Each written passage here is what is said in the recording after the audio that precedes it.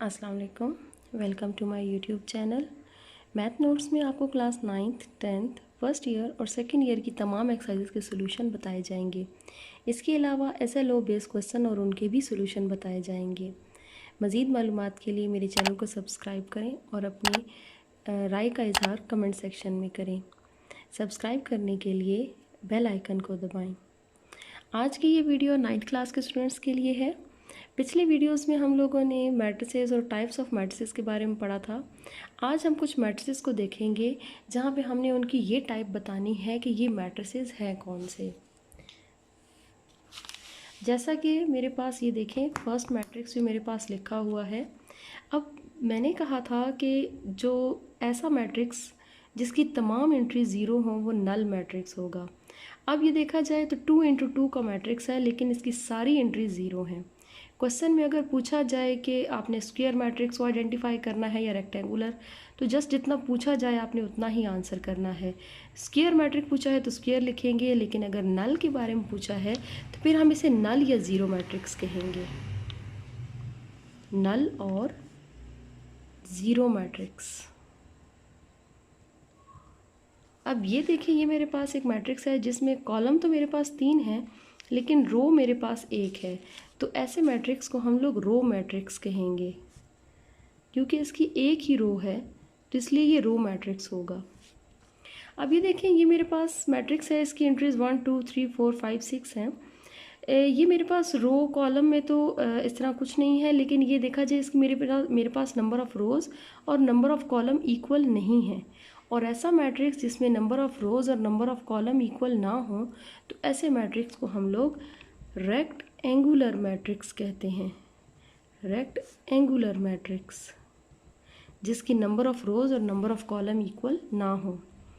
अब ये देखें, ये मेरे पास एक स्क्वायर मैट्रिक्स तो है लेकिन इसकी जो डायगोनल एंट्रीज़ हैं वो सेम है।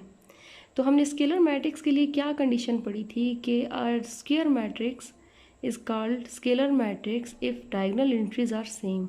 अगर डायगोनल एंट्रीज सेम होंगी तो ये मेरे पास एक स्केलर मैट्रिक्स होगा। स्केलर के लिए स्क्वायर और डायगोनल होना बहुत ज़रूरी है।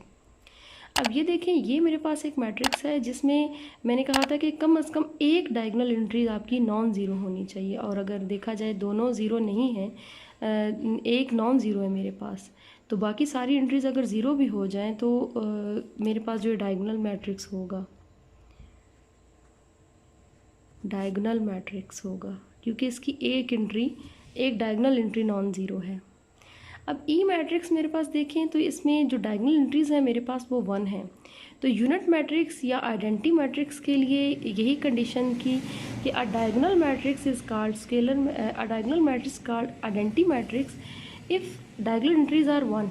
अगर डायगोनल एंट्रीज़ मेरे पास 1 होंगी तो ऐसे मैट्रिक्स को हम लोग यूनिट और आइडेंटिटी मैट्रिक्स कहेंगे।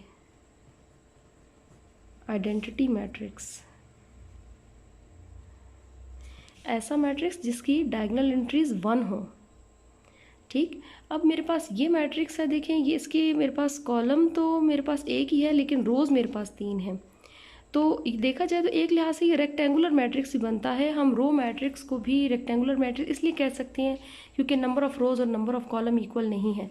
लेकिन ये पहली कंडीशन रो मैट्रिक्स सेटिस्फाई कर रहा था और यहाँ भी ये मैट्रिक्स पहली कंडीशन कॉलम मैट्रिक्स सेटिस्फाई कर रहा है, तो इसलिए हम इसे कॉलम मैट्रिक्स भी कहेंगे। लेकिन अगर क्वेश्चन में पूछा जाए और ऐसा क्वेश्चन दे दिया जाए और सिर्फ स्क्वायर या रेक्टेंगुलर मैट्रिक्स को आइडेंटिफाई करना हो तो ऐसी सूरत में आप इसे रेक्टेंगुलर कहेंगे। लेकिन अगर रो या कॉलम में कहा जाए तो फिर आप इसे कॉलम मैट्रिक्स कहेंगे। उम्मीद है आप लोगों को समझ आ गई होगी। अगर कोई प्रॉब्लम हो तो आप कमेंट सेक्शन में मुझे बता सकते हैं। आज के लिए इतना ही। अल्लाह हाफिज़।